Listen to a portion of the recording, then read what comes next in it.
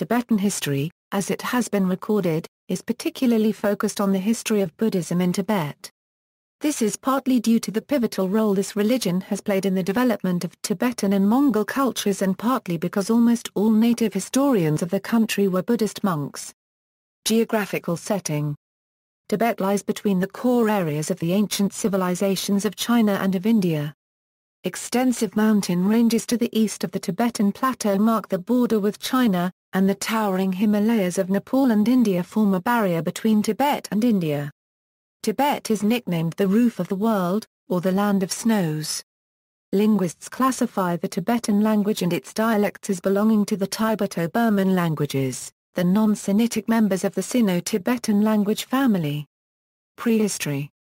Some archaeological data suggests archaic humans may have passed through Tibet at the time India was first inhabited, 500,000 years ago. Modern humans first inhabited the Tibetan plateau at least 21,000 years ago. This population was largely replaced around 3000 BC by Neolithic immigrants from northern China.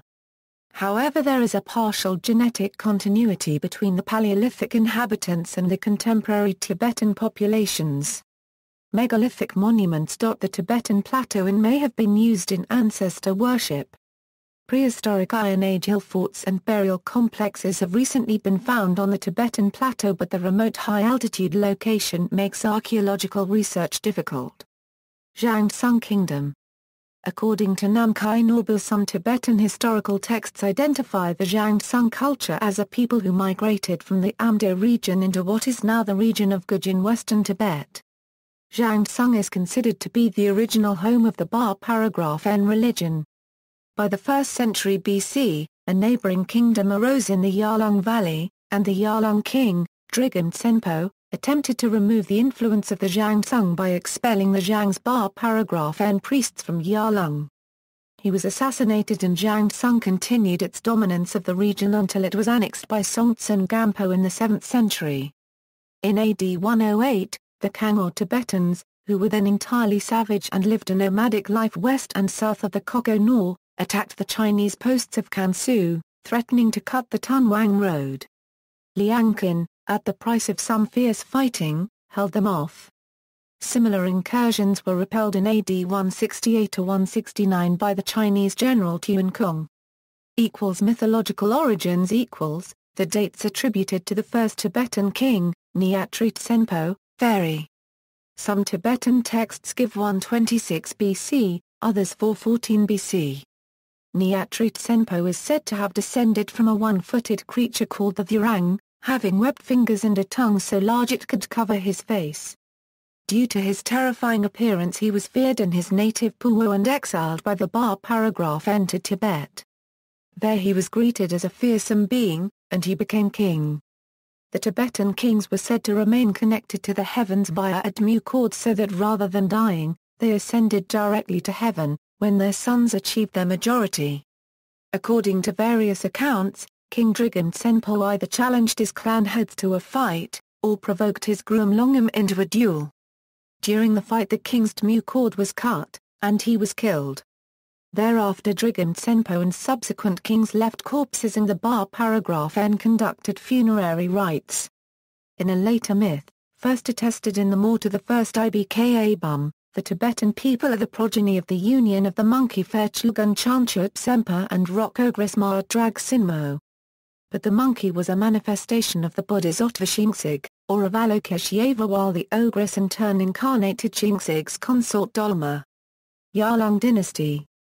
From the 7th century AD, Chinese historians referred to Tibet as Tubo, though 4 distinct characters were used.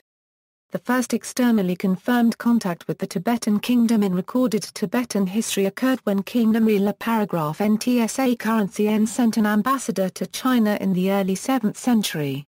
Tibetan Empire. The power that became the Tibetan state originated when a group convinced Stag Busnaya Gzigs, Digbunazig to rebel against Dgu Grizing Poadje, Gudri Zingj, who was in turn a vassal of the Zhangtsung Empire under the Ligmai dynasty. The group prevailed against Xingpo Rje. At this point Namri Songtsen was the leader of a clan which prevailed over all his neighboring clans, one by one, and he gained control of all the area around what is now Lhasa by 630, when he was assassinated. This newborn regional state would later become known as the Tibetan Empire. The government of Namri Songtsen sent 2 embassies to China in 608 and 609, marking the appearance of Tibet on the international scene. Traditional Tibetan history preserves a lengthy list of rulers whose exploits become subject to external verification in the Chinese histories by the 7th century. From the 7th to the 11th century a series of emperors ruled Tibet. See List of emperors of Tibet, of whom the 3 most important in later religious tradition were Songtse Karen Gampo, Trisong Detsen and Rawlpakan, the 3 religious kings, who were assimilated to the 3 protectors, respectively of Avalokiteshvara, more plus or minus Jayara, and Virapani.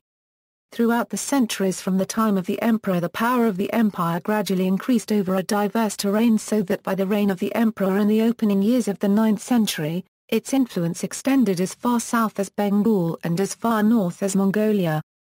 The varied terrain of the empire and the difficulty of transportation, coupled with the new ideas that came into the empire as a result of its expansion, helped to create stresses and power blocks that were often in competition with the ruler at the center of the empire. Thus, for example, adherents of the Bar Paragraph N religion and the supporters of the ancient noble families gradually came to find themselves in competition with the recently introduced Buddhism. Era of Fragmentation. The era of fragmentation is a period of Tibetan history between the 9th and 11th centuries. During this era, the political centralization of the earlier Tibetan Empire collapsed. The period was dominated by rebellions against the remnants of imperial Tibet and the rise of regional warlords. Upon the death of Landama, the last emperor of a unified Tibetan empire, there was a controversy over whether he would be succeeded by his alleged heir Yumta Karen, or by another son Tsung. A civil war ensued, which effectively ended centralized Tibetan administration until the Tsarskaya period. Tsung's allies managed to keep control of Lhasa, and Yumta Karen was forced to go to Yalang, where he established a separate line of kings. In 910 the tombs of the emperors were defiled. The son of Tsung was Pa Karen Karen. The latter apparently maintained control over much of central Tibet for a time, and sired 2 sons, Trashit Sentse Karen and Thrikhiding, also called Khyidnyaga Paragraph N in some sources. Thrikhiding migrated to the western Tibetan region of Upangari and married a woman of high central Tibetan nobility, with whom he founded a local dynasty. After the breakup of the Tibetan Empire in 842, Nyaimagon, a representative of the ancient Tibetan royal house, founded the first Ladakh dynasty. Nyaimagon's kingdom had its center well to the east of present-day Ladakh. Khyidnyaga Paragraph N's eldest son became ruler of the Moyul Ladakh region, and his 2 younger sons ruled western Tibet, founding the kingdom of Guj and Purang. At a later period the king of Guj's eldest son, Kuri, also called Jangkud Yeshe, became a Buddhist monk. He sent young scholars to Kashmir for training and was responsible for inviting Atia to Tibet in 1040, thus ushering in the Khaidar phase of Buddhism in Tibet. The younger son, Srong Nge, administered day-to-day governmental affairs. It was his sons who carried on the royal line. Central rule was largely non-existent over the Tibetan region from 842 to 1247. According to traditional accounts, Buddhism had survived surreptitiously in the region of Kham. During the reign of Landama 3 monks had escaped from the troubled region of Lhasa to the region of Mount Dantig in Amdo. Their disciple Muzalza-el-Ba, later known as the scholar Gongpa Rabsal, was responsible for the renewal of Buddhism in northeastern Tibet, and is counted as the progenitor of the Nyingma school of Tibetan Buddhism. Meanwhile, according to tradition, one of Tsung's descendants, who had an estate near Samye, sent 10 young men to be trained by Gongpa Rabsal. Among the 10 was Lumsharab Tshulthrim.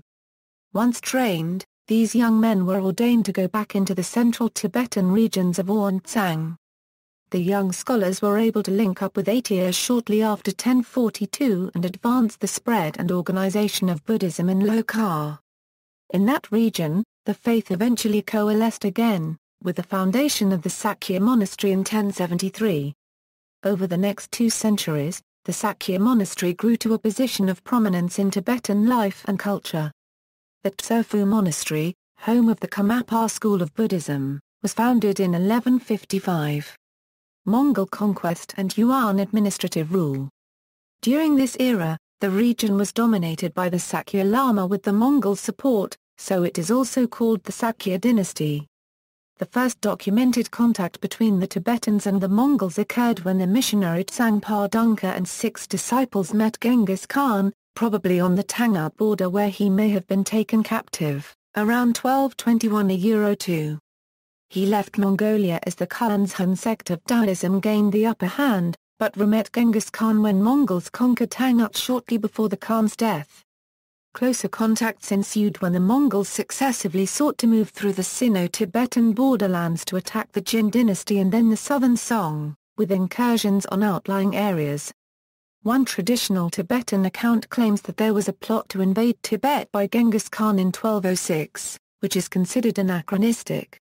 There is no evidence of Mongol-Tibetan encounters prior to the military campaign in 1240.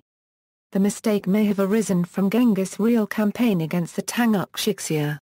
The Mongols invaded Tibet in 1240, with a small campaign led by the Mongol general Doda Darkhan, that consisted of 30,000 troops resulting in 500 casualties. The Mongols withdrew their soldiers from Tibet in 1241, as all the Mongol princes were recalled back to Mongolia in preparation for the appointment of a successor to Ajedi Khan.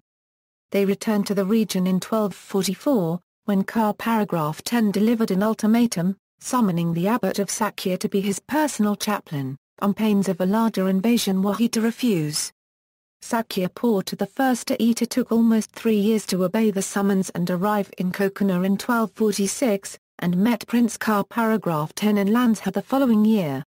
The Mongols had annexed Amdo and Kham to the east, and appointed Sakia Porta I to viceroy of central Tibet by the Mongol court in 1249. Tibet was incorporated into the Mongol Empire, retaining nominal power over religious and regional political affairs, while the Mongols managed a structural and administrative rule over the region, reinforced by the rare military intervention. This existed as a deokic structure under the Yuan emperor, with power primarily in favor of the Mongols. Within the branch of the Mongol Empire in China known as the Yuan dynasty, Tibet was managed by the Bureau of Buddhist and Tibetan Affairs or Xunsheng Yuan, separate from other Yuan provinces such as those governed the former Song dynasty China. One of the department's purposes was to select a Dpon Chen, usually appointed by the Lama and confirmed by the Mongol emperor in Beijing. The Mongol dominance was most indirect. Sakia Lamas remained the sources of authority and legitimacy, while the Dpon Chens carried on the administration at Sakia. However, there was no doubt as to who had the political clout. When a dispute developed between Dpon Chen Kung Dgabzari Po and one of Fag's past relatives at Sakia, the Chinese troops were dispatched to execute the Dpon Chen. In 1253, Drogo paragraph Nkar paragraph Gyal Phagpa succeeded Sakia Pandita at the Mongol court. Phagpa became a religious teacher to Kublai Khan. Kublai Khan appointed Ka paragraph Gyal Phagpa as his imperial preceptor in 1260, the year when he became Khagan. Phagpa developed the priest-patron concept that characterized Tibeto-Mongolian relations from that point forward. With the support of Kublai Khan, Phagpa established himself and his sect as the preeminent political power in Tibet. Through their influence with the Mongol rulers, Tibetan Lamas gained considerable influence in various Mongol clans, not only with Kublai, but, for example, also with the Ilkhanids. In 1265 Ka paragraph Gyal Phagpa returned to Tibet and for the first time made an attempt to impose Sakya hegemony with the appointment of Shakya Bzang Po as the Dpon Chen over Tibet in 1267. A census was conducted in 1268 and Tibet was divided into 13 hierarchies. By the end of the century, Western Tibet lay under the effective control of imperial officials dependent on the Great Administrator, while the kingdoms of Guj and Puran retained their internal autonomy. The Sakya hegemony over Tibet continued into the middle of the 14th century, although it was challenged by a revolt of the Drikung Kagyu sect with the assistance of Dua Khan of the Chagatai Khanate in 1285. The revolt was suppressed in 1290 when the Sakyas and Eastern Mongols burned Drikung Monastery and killed 10,000 people. Between 1346 and 1354, towards the end of the Yuan dynasty, the House of Pagmudru would topple the Sakya. The rule over Tibet by a succession of Sakya Lamas came to a definite end in 1358, when central Tibet came under control of the Kagyu sect. By the 1370s the lines between the schools of Buddhism were clear. The following 80 years or so were a period of relative stability. They also saw the birth of the Gelugpa school by the disciples of Tsung Khlapa Lobsang Dragpa, and the founding of the Ganden, Pung, and Sera monasteries near Lhasa. After the 1430s, the country entered another period of internal power struggles. Rise of Phagmodrupa, Rinpoche and Songpa. The Phagmodru hierarchy centered at Neudong was granted as an appanage to Ha I Quarter Lega I Quarter in 1251.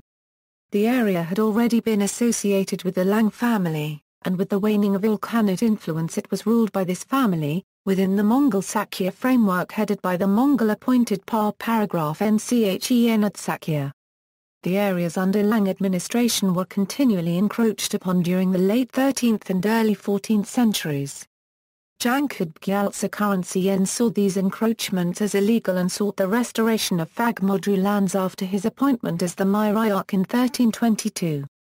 After prolonged legal struggles, the struggle became violent when Phagmodru was attacked by its neighbors in 1346.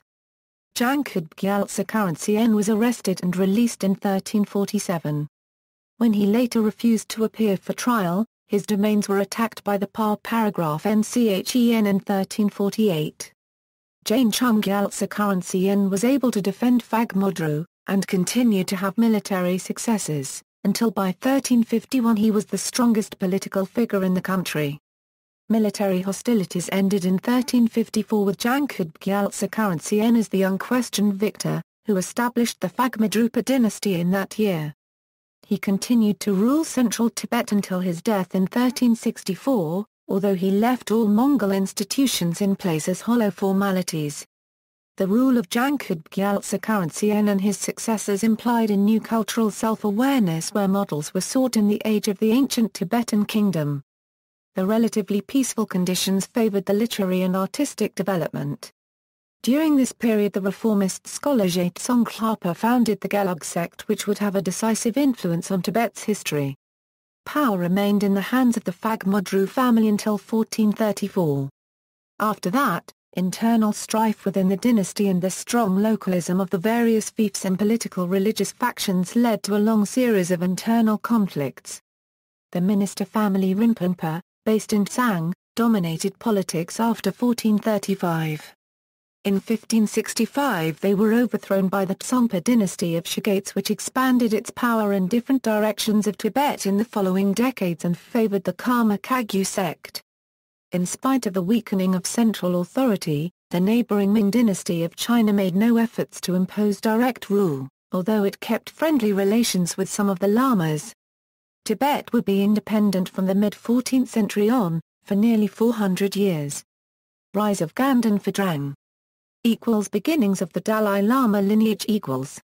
Altan Khan, the king of the Tawan Quarter Mongols, first invited Sonam Gyatso, the head of the Gelugpa school of Tibetan Buddhism, to Mongolia in 1569.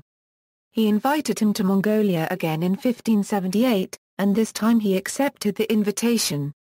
They met at the site of Altan Khan's new capital, Koko Khotan, and the Dalai Lama gave teachings to a huge crowd there. Sonam Gyatso publicly announced that he was a reincarnation of the Tibetan Sakya monk Droga Nkar Gyal Phagpa who converted Kublai Khan, while Altan Khan was a reincarnation of Kublai Khan, the famous ruler of the Mongols and Emperor of China, and that they had come together again to cooperate in propagating the Buddhist religion. While this did not immediately lead to a massive conversion of Mongols to Buddhism, it did lead to the widespread use of Buddhist ideology for the legitimation of power among the Mongol nobility. Last but not least, Yunten Gyatso, the fourth Dalai Lama, was a grandson of Altan Khan. Rise of the Gelugpa schools Yunten Gyatso, the fourth Dalai Lama and a non-Tibetan, was the grandson of Altan Khan. He died in 1616 in his mid-twenties. Some people say he was poisoned, but there is no real evidence one way or the other. Lobsang Gyatso, the great fifth Dalai Lama, was the first Dalai Lama to wield effective political power over central Tibet. The fifth Dalai Lama is known for unifying the Tibetan heartland under the control of the Kellogg school of Tibetan Buddhism, after defeating the rival Kagyu and Shang sects and the secular ruler, the Tsongpa prince, in a prolonged civil war. His efforts were successful in part because of aid from Gawan Kortashi Khan, the Oirat leader of the Koshut Khanate. The Shang monasteries were either closed or forcibly converted, and that school remained in hiding until the latter part of the 20th century. With Gawan Kortashi Khan as a largely uninvolved overlord, the fifth Dalai Lama and his intimates established a civil administration which is referred to by historians as the Lhasa state. This Tibetan regime or government is also referred to as the Ganden Phadrang. In 1652 the fifth Dalai Lama visited the Shunzi emperor of the Qing dynasty. He was not required to kowtow like other visitors, but still had to kneel before the emperor. And he received a seal. The fifth Dalai Lama initiated the construction of the Potala Palace in Lhasa, and moved the center of government there from Dpung. The death of the fifth Dalai Lama in 1682 was kept hidden for 15 years by his assistant, confidant, Desi Sang Gyatso. The Dalai Lamas remained Tibet's titular heads of state until 1959. During the rule of the Great Fifth, two Jesuit missionaries, the German Johannes Gruber and Belgian Albert Dorville, stayed in Lhasa for 2 months, October and November, 1661 on their way from Peking to Portuguese Goa, in India. They described the Dalai Lama as a powerful and compassionate leader, and a devilish God the Father who puts to death such as refuse to adore him. Another Jesuit, Ippolito Desideri, stayed 5 years in Lhasa and was the first missionary to master the language. He even produced a few Christian books in Tibetan.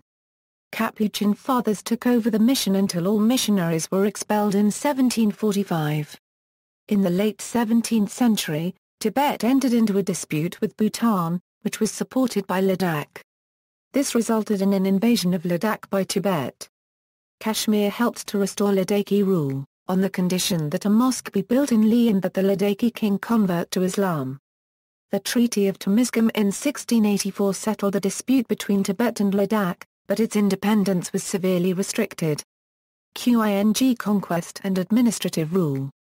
During this era, the region was dominated by the Dalai Lamas with the support from the Qing dynasty established by the Manchus in China. The Qing rule over Tibet was established after a Qing expedition force defeated the Dzungas who occupied Tibet in 1720, and lasted until the fall of the Qing dynasty in 1912. The Qing emperors appointed imperial residents known as the Umbans to Tibet, who commanded over 2,000 troops stationed in Lhasa and reported to the Lafan Yuan, a Qing government agency that oversaw the region during this period.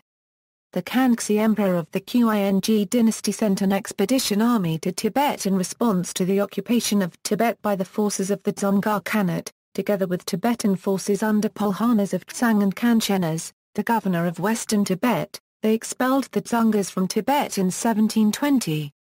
They brought Kelsang Gyatso with them from Kumbum to Lhasa and he was installed as the seventh Dalai Lama. Qing protectorate over Tibet was established at this time, with a garrison at Lhasa, and Khan was annexed to Sichuan. In 1721, the Qing established a government in Lhasa consisting of a council of 3 Tibetan ministers, headed by Kanchenas. The Dalai Lama's role at this time was purely symbolic, but still highly influential because of the Mongols' religious beliefs. After the succession of the Yunzheng emperor in 1722, a series of reductions of Qing forces in Tibet occurred. However, Lhasa nobility who had been allied with the Dzungars killed Kanchenas and took control of Lhasa in 1727, and Pulhanas fled to his native Ngari. Qing troops arrived in Lhasa in September, and punished the anti-Qing faction by executing entire families, including women and children. the Dalai Lama was sent to Litang Monastery in Kham.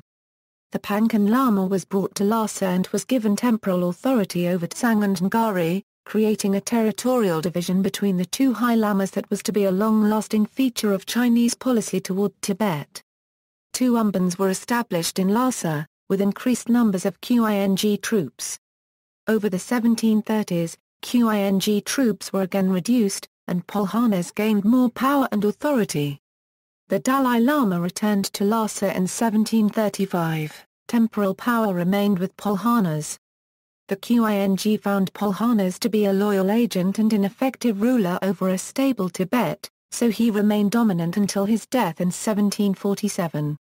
At multiple places such as Lhasa, Baitang, Dardsendo, Lhari, Chamdo, and Litang, Green Standard Army troops were garrisoned throughout the Dzungar War. Green Standard Army troops and Manchu bannermen were both part of the Qing force who fought in Tibet in the war against the Dzungars. It was said that the Sichuan commander Yuzhongyi entered Lhasa first when the 2,000 Green Standard soldiers and 1,000 Manchu soldiers of the Sichuan route seized Lhasa.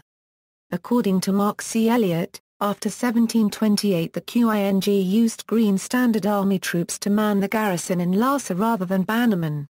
According to Evelyn S. Rawski, both Green Standard Army and bannermen made up the Qing garrison in Tibet.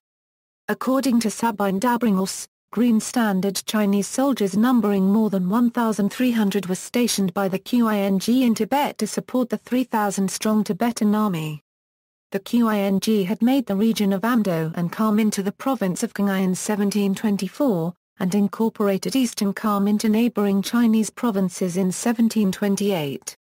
The Qing government sent a resident commissioner to Lhasa. Pulhana's son Gyurm Namgyal took over upon his father's death in 1747.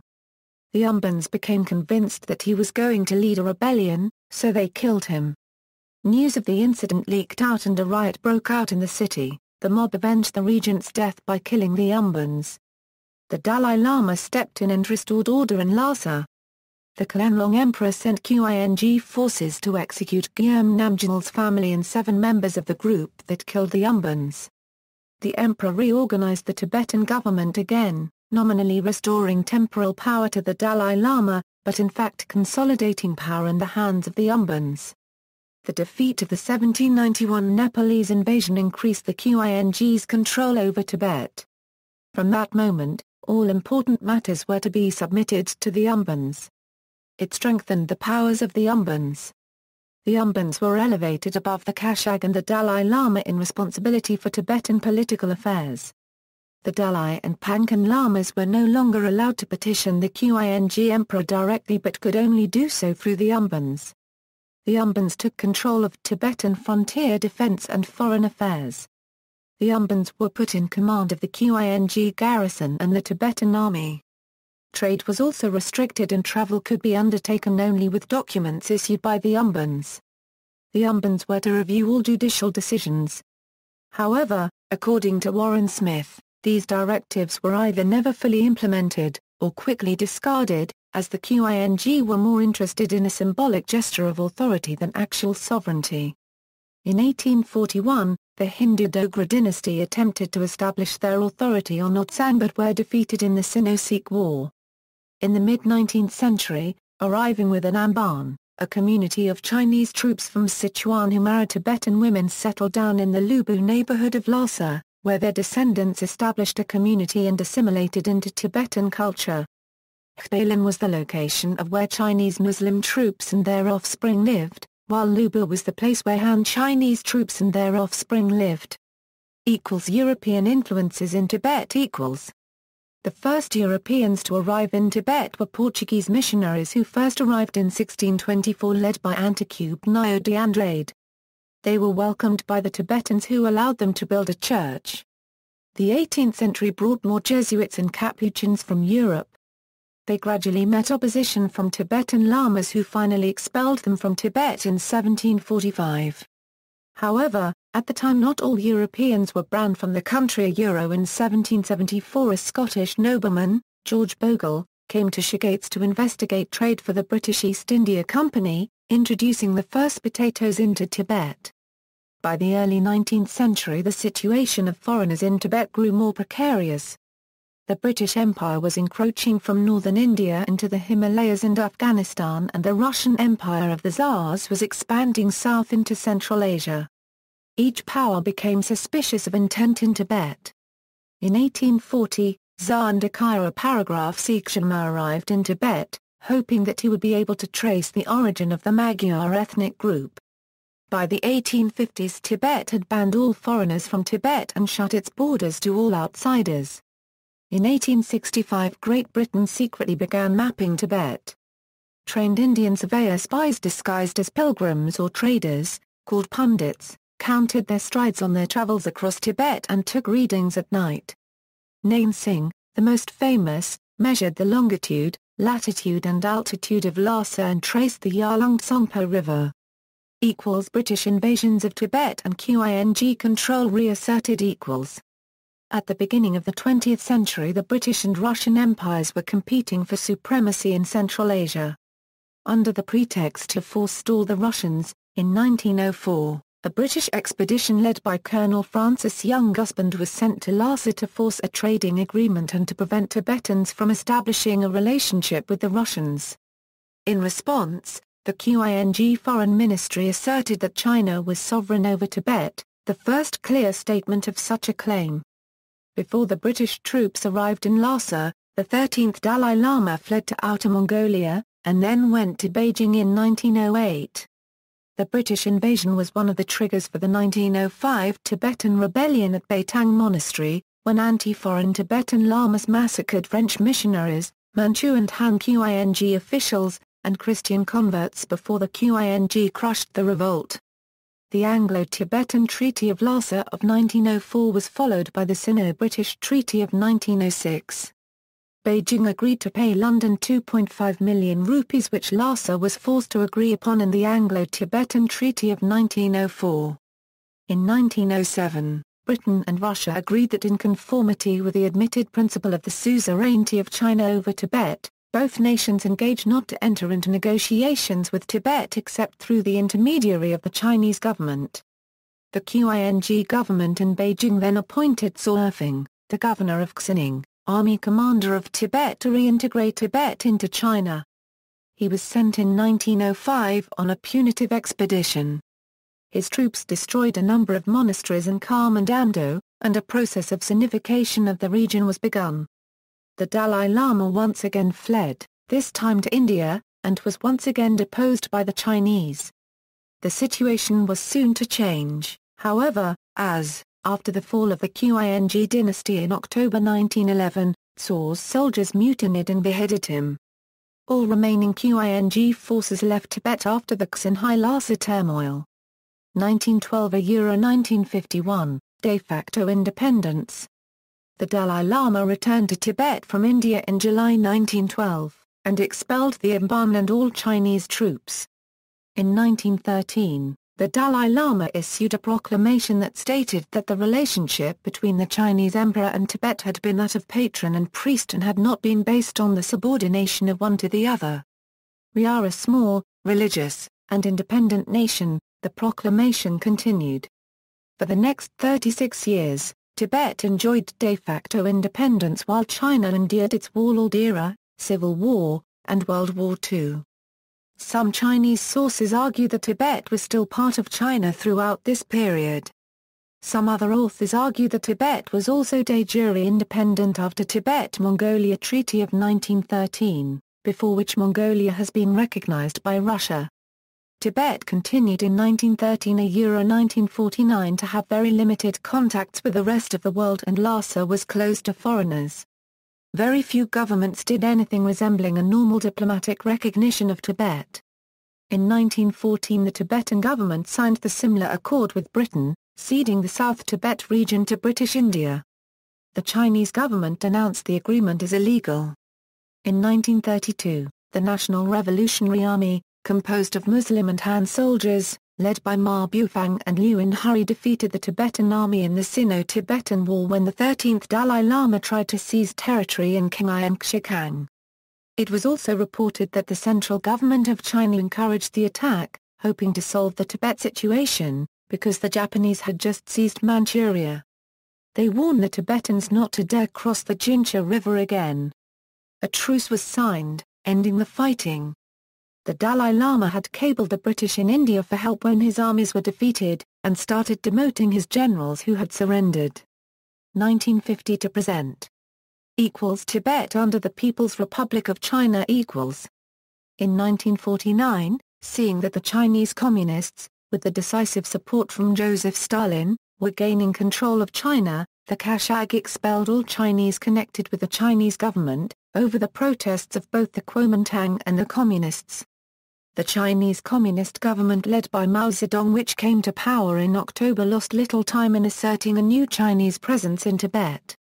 In October 1950, the People's Liberation Army entered the Tibetan area of Chamdo, defeating sporadic resistance from the Tibetan army. In 1951, Tibetan representatives participated in negotiations in Beijing with the Chinese government. This resulted in a 17-point agreement which formalized China's sovereignty over Tibet, but was repudiated by the present Tibetan government in exile shortly after. From the beginning, it was obvious that incorporating Tibet into Communist China would bring two opposite social systems face to face. In Tibet, however, the Chinese Communists opted not to place social reform as an immediate priority. To the contrary, from 1951 to 1959, traditional Tibetan society with its lords and manorial estates continued to function unchanged. Despite the presence of 20,000 PLA troops in central Tibet, the Dalai Lama's government was permitted to maintain important symbols from its de facto independence period. The Communists quickly abolished slavery and serfdom in their traditional forms. They also claimed to have reduced taxes, unemployment, and beggary, and to have started work projects. They established secular schools, thereby breaking the educational monopoly of the monasteries, and they constructed running water and electrical systems in Lhasa. The Tibetan region of Eastern Kham, previously Xikang Province, was incorporated in the province of Sichuan. Western Kham was put under the Chamdo Military Committee. In these areas, land reform was implemented. This involved communist agitators designating landlords sometimes arbitrarily chosen for public humiliation in Tamsing or struggle sessions, torture, maiming, and even death. By 1956 there was unrest in Eastern Kham and Amdo, where land reform had been implemented in full. These rebellions eventually spread into Western Kham and Tsang. Indiana, 1956-57, armed Tibetan guerrillas ambushed convoys of the Chinese People's Liberation Army. The uprising received extensive assistance from the U.S. Central Intelligence Agency, including military training, support camps in Nepal, and several airlifts. Meanwhile, in the United States, the American Society for a Free Asia, a CIA-financed front, energetically publicized the cause of Tibetan resistance, with the Dalai Lama's eldest brother, Thubten Norbu, playing an active role in that organization. The Dalai Lama's second eldest brother, Gyalo Thondup, established an intelligence operation with the CIA as early as 1951. He later upgraded it into a CIA-trained guerrilla unit whose recruits parachuted back into Tibet. Many Tibetan commandos and agents whom the CIA dropped into the country were chiefs of aristocratic clans or the sons of chiefs. 90% of them were never heard from again, according to a report from the CIA itself, meaning they were most likely captured and killed. Ginsburg and Mathos reached to the conclusion that as far as can be ascertained, the great bulk of the common people of Lhasa and the adjoining countryside failed to join in the fighting against the Chinese both when it first began and as it progressed. According to other data, many thousands of common Tibetans participated in the rebellion. Declassified Soviet archives provides data that Chinese communists, who received a great assistance in military equipment from the USSR, broadly used Soviet aircraft for bombing monasteries and other punitive operations in Tibet. In 1959, China's military crackdown on rebels in Kham and Amdo led to the Larson Uprising. Full-scale resistance spread throughout Tibet. Fearing capture of the Dalai Lama, unarmed Tibetans surrounded his residence, and the Dalai Lama fled to India. In 1962 China and India fought a brief war over the disputed South Tibet and Aksai Chin regions. Although China won the war, Chinese troops withdrew north of the McMahon Line, effectively ceding South Tibet back to India. In 1965, the area that had been under the control of the Dalai Lama's government from the 1910s to 1959 was renamed the Tibet Autonomous Region or TAR. Autonomy provided that the head of government would be an ethnic Tibetan. However, actual power in the TAR is held by the first secretary of the Tibet Autonomous Regional Committee of the Chinese Communist Party, who has never been a Tibetan. The role of ethnic Tibetans in the higher levels of the TAR Communist Party remains very limited. The destruction of most of Tibet's more than 6,000 monasteries occurred between 1959 and 1961. During the mid-1960s, the monastic estates were broken up and secular education introduced. During the Cultural Revolution, Red Guards inflicted a campaign of organized vandalism against cultural sites in the entire PRC, including Tibet's Buddhist heritage. According to at least one Chinese source, only a handful of the religiously or culturally most important monasteries remained without major damage. In 1989, the Panchen Lama died of a massive heart attack at the age of 50. The PRC continues to portray its rule over Tibet as an unalloyed improvement, but as some foreign governments continue to make protests about aspects of PRC rule in Tibet, as groups such as Human Rights Watch report alleged human rights violations. Most governments, however, recognize the PRC's sovereignty over Tibet today, and none have recognized the government of Tibet in exile in India. Riots flared up again in 2008. Many ethnic Hans and Hwis were attacked in the riot, their shops vandalized or burned. The Chinese government reacted swiftly, imposing curfews and strictly limiting access to Tibetan areas. The international response was likewise immediate and robust, with some leaders condemning the crackdown and large protests and some in support of China's actions. Tibetans in exile . Following the Larson Uprising and the Dalai Lama's flight from Tibet in 1959, the government of India accepted the Tibetan refugees. India designated land for the refugees in the mountainous region of Dharamsala, India, where the Dalai Lama and the Tibetan government in exile are now based. The plight of the Tibetan refugees garnered international attention when the Dalai Lama, spiritual and religious leader of the Tibetan government in exile, won the Nobel Peace Prize in 1989. The Dalai Lama was awarded the Nobel Prize on the basis of his unswerving commitment to peaceful protest against the Chinese occupation of Tibet. He is highly regarded as a result and has since been received by government leaders throughout the world. Among the most recent ceremonies and awards, he was given the Congressional Gold Medal by President Bush in 2007, and in 2006 he was one of only 5 people to ever receive an honorary Canadian citizenship. The PRC consistently protests each official contact with the exiled Tibetan leader. The community of Tibetans in exile established in Dharamsala and Bailakup near Mysore in Karnataka, South India, has expanded since 1959. Tibetans have duplicated Tibetan monasteries in India, and these now house tens of thousands of monks. They have also created Tibetan schools and hospitals, and founded the Library of Tibetan Works and Archives, all aimed at continuing Tibetan tradition and culture. Tibetan festivals such as Lama dances, celebration of Losar, and the Monlam Prayer Festival, continue in exile. In 2006, Tenzin Gyatso, the 14th Dalai Lama, declared that Tibet wants autonomy, not independence. However, the Chinese distrust him, believing that he has not really given up the quest for Tibetan independence. Talks between representatives of the Dalai Lama and the Chinese government began again in May 2008 with little result.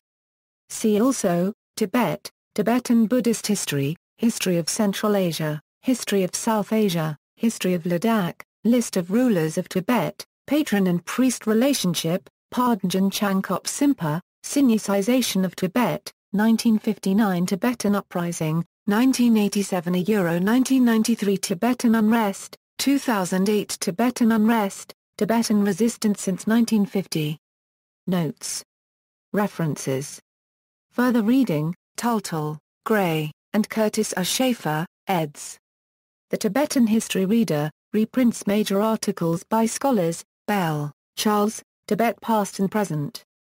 Reprint, New Delhi, 1990. Bell, Charles, Portrait of the Dalai Lama, Collins, London, 1946. Carrington, Michael. Officers, Gentlemen and Thieves, The Looting of Monasteries During the 1903-4 Young-Husband Mission to Tibet, Modern Asian Studies 37, 1, pages 81-109. Desideri. An Account of Tibet, The Travels of Ippolito Desideri 1712-1727. Ippolito Desideri. Edited by Filippo de Filippi. Introduction by C. Vessels. Reproduced by Rupa and Company, New Delhi. 2005, Rabgi, Tashi. Shalho, Stanankook. Sino-Tibetan Dialogue in the Post-Mao Era, Lessons and Prospects. Washington, East-West Center.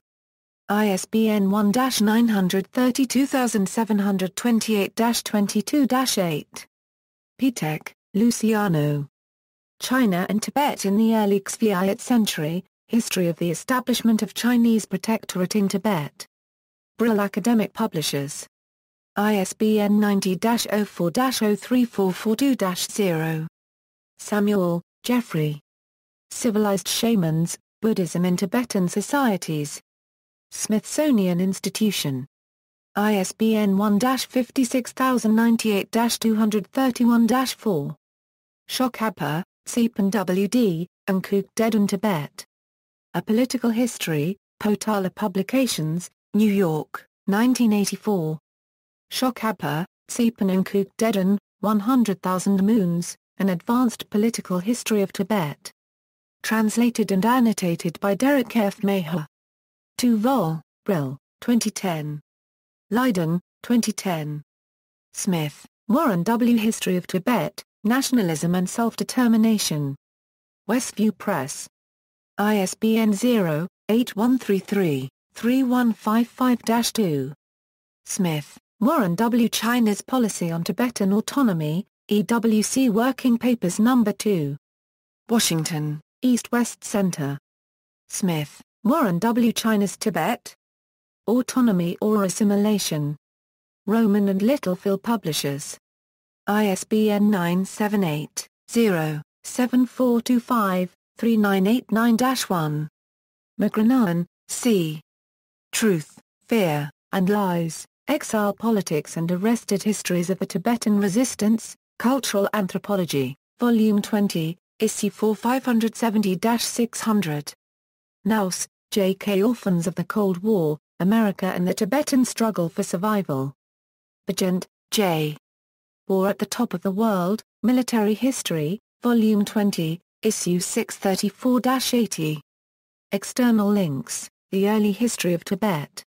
From Chinese sources S. W. Bushell, The Journal of the Royal Asiatic Society of Great Britain and Ireland, New Series, Volume 12, No. 4, pages 435-541, Royal Asiatic Society of Great Britain and Ireland, Brief History of Tibet at Friends of Tibet New Zealand, 50 years after the Asian Relations Conference, Sharon, 1997, Tibetan Parliamentary and Policy Research Center, Tibetan Buddhist Texts Chronology, The Shadow Circus, The CIA in Tibet, documentary website, Tibetan History According to China, at Xinhua, Remembering Tibet as an Independent Nation, Kuzmin, S.L. Hidden Tibet. History of Independence and Occupation. LTWA, 2011, Old Tibetan Documents Online.